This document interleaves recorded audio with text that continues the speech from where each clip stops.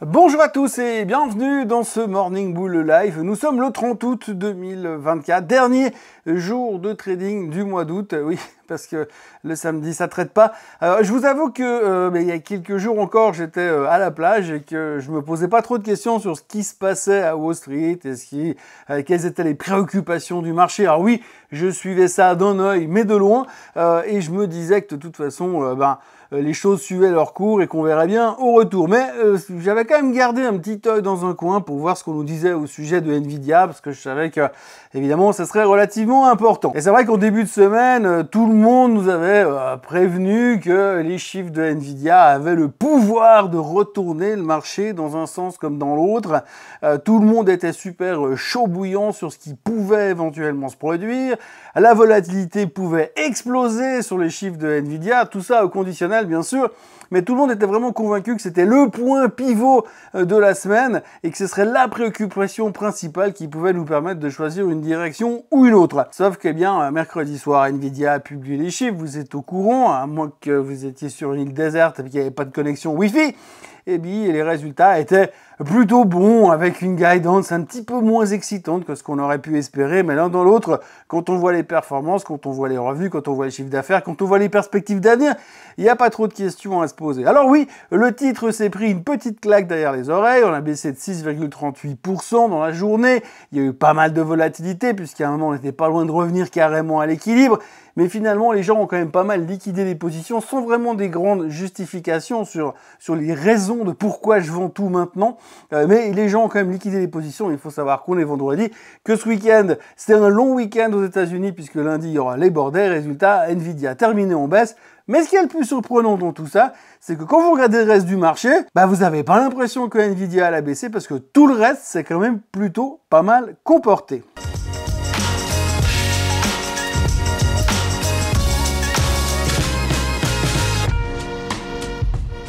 Oui, tout le reste c'est plutôt pas mal comporté. On avait quand même une Apple qui terminait en hausse de 1,5%. Alors quand vous regardez Apple, c'est aussi assez rigolo à observer. Sur le graphique, vous voyez qu'elle termine relativement bien. Elle est pas loin des plus hauts de tous les temps. Mais hier, dans la séance, elle est quand même allée chercher pratiquement les plus hauts historiques. Et elle a juste comblé le gap qu'elle a laissé il y a quelques semaines en arrière. Vous voyez sur le graphique ce gap qui a été comblé avant de terminer plus bas. Alors, est-ce qu'on va prendre ça pour un signe négatif? Je ne sais pas, on va pas s'emballer jusque-là, parce qu'il faut dire que hier, en l'occurrence, Apple avait quand même les faveurs de la cote, puisqu'on a tout entendu dessus, les gens étaient très optimistes, c'est le prochain leader de l'AI, de l'IA, de l'intelligence artificielle, selon Citi. L'arrivée de l'iPhone 16 va révolutionner l'intelligence artificielle dans Apple, et le 17, ça sera carrément un carton. Bref, si vous voulez jouer la thématique de l'IA, il faut acheter Apple et non plus Nvidia déjà. Donc Apple s'est bien comporté, l'un dans l'autre, vous aviez une très belle journée. Alors les indices américains ne terminent pas tous en hausse, le Dow Jones est au plus haut de tous les temps, record historique à nouveau, 25e de l'année, le Dow est au plus haut de tous les temps, le S&P 500 terminé en baisse de 0,22 points. Même pas pourcent, 0,22 points. En pourcent, ça fait 0,0% parce que le pourcent, il est sur le troisième chiffre après la virgule. Donc, le S&P 500 était à l'équilibre et le Nasdaq perdait 0,23%. Quant au SOX, il perdait 0,6%. Alors, vous vous dites que vous avez une Nvidia qui se fait démonter. Bon, 6% de baisse, c'est quand même démonté pour Nvidia. Et vous avez le SOX qui ne baisse que de 0,6%. Eh bien, ça montre que tout le reste était hyper solide, contrairement à ce que l'on craignait. D'ailleurs, la plupart des grandes banques d'affaires sont sorties hier sur le marché pour dire « Ah, mais Nvidia, à ces niveaux-là, c'est cadeau, il faut acheter sur faiblesse. » Donc, il n'y a pas de raison de perdre du temps, il faut déjà racheter Nvidia après la baisse d'hier. Donc, tout le monde reste plutôt optimiste sur ce qui se passe. Le marché est relativement bien disposé, plutôt optimiste. Il y avait plein de raisons de craindre que ça puisse baisser, mais ça ne baisse pas. La vol s'est repris 8% ou 10% dans les dents hier. Le greed and fear continue de monter gentiment. On est toujours en greed. On va rentrer bientôt en extreme greed. Donc là, on pourra recommencer à parler de vendre le marché. Mais pour l'instant, ça va plutôt pas mal. Et puis, last but not least, hier, on a eu les chiffres du PIB américain. Les chiffres du PIB américain qui étaient meilleurs que les attentes. On attendait 2,8% de croissance. Ça sort à 3%. bah c'est fantastique. On est dans un marché un peu merveilleux quand même, hein, parce que si vous regardez, bah, vous avez l'inflation qui baisse gentiment. On aura encore la confirmation que tout va bien au niveau de l'inflation avec le PCE tout à l'heure. On sait que de toute façon, les interrogations autour du PCE sont déjà passées à autre chose, puisqu'en ce moment, on s'attend plus à savoir, grâce au PCE, si la Fed va baisser les taux de 0,25% ou de 0,5%. Donc l'inflation revient à la niche gentiment sur le target des 2% prévus. La croissance économique va bien, la Fed n'a pas encore commencé à baisser les taux, que la croissance économique va déjà bien, les chiffres trimestriels sont plutôt bons, on est optimiste sur l'intelligence artificielle qui va générer de la croissance pour les siècles et les siècles à venir. Amen. Bref, tout va super bien. Il restera plus qu'à checker les chiffres de l'emploi la semaine prochaine, vendredi prochain. Mais pour l'instant, on va prendre ce qu'on a sur le menu et ça a l'air plutôt pas mal. La photo globale est plutôt bonne et il n'y a pas de raison de paniquer. Alors après, si on va gratter, on le verra tout à l'heure, il y a d'autres choses qui peuvent nous dire oui, tout ne va pas si bien que ça. Mais pour l'instant, on est content, tout va bien. Et puis alors, au-delà de tout ça, on a eu quand même un chiffre exceptionnel hier, dont on a très peu parlé jusqu'à maintenant, l'Allemagne. L'Allemagne a annoncé une inflation à 2%. Voilà, c'est fait. On s'est foutu d'eux, je me suis foutu d'eux, d'accord. L'Allemagne a atteint le target que la BCE voulait, à savoir les 2%. C'est fait. Vous n'y croyiez pas. Eh bien, pourtant, c'est réalisé. L'inflation est définitivement sous contrôle. Retour à la maison et plus rien ne bouge. Donc, l'Allemagne a terminé au plus haut de tous les temps. La France, qui n'a toujours pas de gouvernement, continue de monter. On a repassé au-dessus des 7600. On a quasiment oublié la parenthèse électorale de cet été et du fait que le pays est ingouvernable pour l'instant. La logique dans tout ça, c'est que le 12 septembre, lors du prochain meeting de la BCE, il n'y aura même plus de surprise. Ils n'ont pas d'autre choix de baisser les taux puisque l'inflation est revenue à sa cible et que maintenant, tout ce qui est important, c'est de soutenir la croissance européenne qui, elle, est un tout petit peu à la traîne. Mais ça devrait être réglé rapidement en baissant les taux à coût de 0,5% toutes les 3 semaines. Non, bien sûr, je rigole, mais en tous les cas, il semblerait que dans ces conditions-là, il n'y a pas d'autre alternative que de voir une baisse des taux en Europe d'ici 2 semaines. Et puis si vous cherchez plus loin, hier soir, after close, on a eu des très bons chiffres qui ont été publiés chez Dell. Dell qui confirme qu'il fait partie des leaders au niveau des serveurs sur l'intelligence artificielle. Et en plus, un de ses concurrents, Supermicro, a tout petit peu des problèmes en ce moment.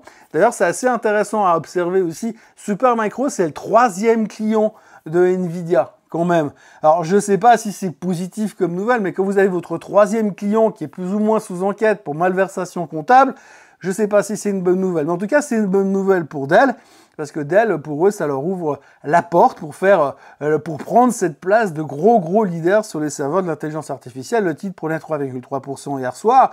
Toujours dans les semi-conducteurs, hier, on avait Marvell qui se comportait très bien durant la séance, malgré qu'NVIDIA était sous pression. Et Marvell a annoncé des très bons chiffres after close et une guidance revue à la hausse. Le titre prenait plus de 7% after close chez Marvell. Donc de ce côté-là, encore une fois, la tech va super bien. On parle aussi d'une association Apple Nvidia pour prendre une participation dans OpenAI, dans ChatGPT, donc pour rejoindre Microsoft. Donc ça, évidemment, ça renforcerait encore les liens de la grosse techno dans le monde. Donc ça, c'est encore une nouvelle positive. Alors, on voit très bien qu'on se dirige en direction de la World Company, mais c'est quand même une nouvelle positive. Donc quand on regarde tout ça, quand on regarde la photo globale, bah, tout est extraordinairement bien positionné. Quoi qu'il se passe au Moyen-Orient, on en a mais rien à taper. Ils peuvent se bombarder parmi, ça ne préoccupe personne au niveau des marchés financiers. Le pétrole ne bronche quasiment pas. On est à 76 $ sur le WTI ce matin. On a une confiance en nous qui est absolument hallucinante.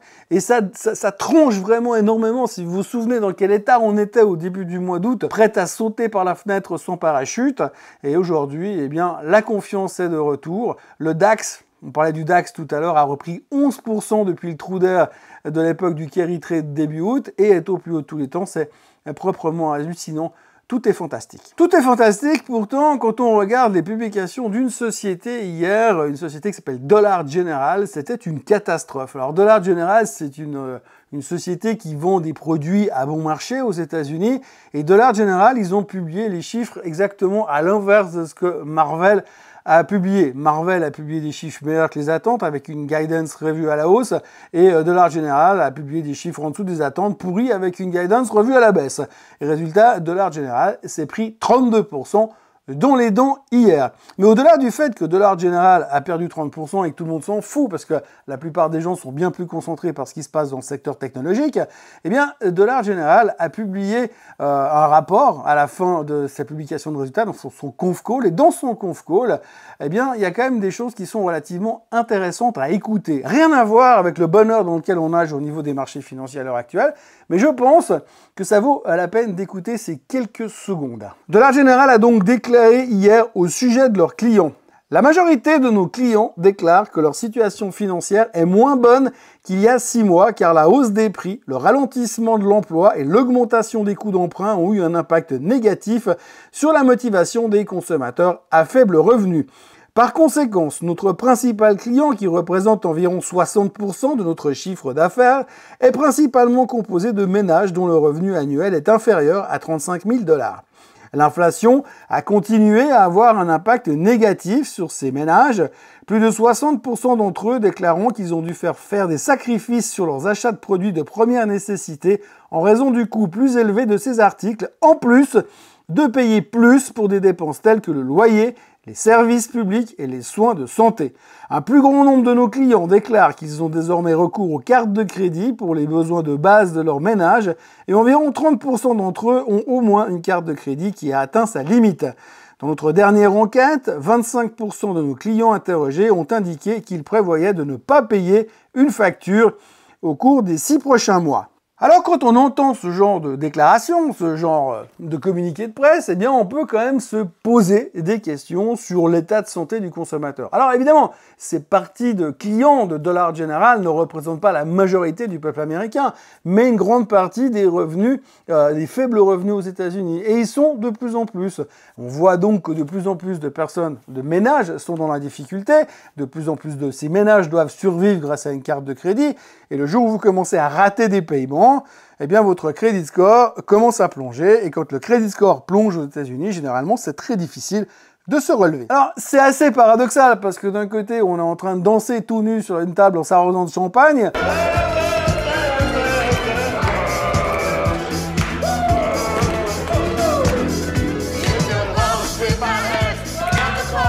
et de l'autre côté, eh bien, on se rend compte qu'il y a quand même un espèce de ralentissement dans une certaine partie de la population qui pourrait à un moment donné se spreader et aller plus loin.